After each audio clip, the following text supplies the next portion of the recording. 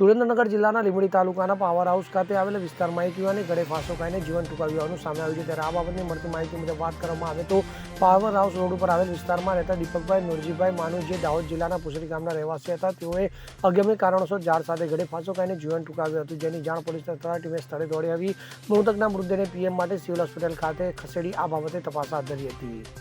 કલ્પેશ વાઢેર સાથે CN24 news, Surendranagar. હવે જુઓ દેશ દુનિયાની તમામ ખબરો તમારી આંગળીના ટેરવે।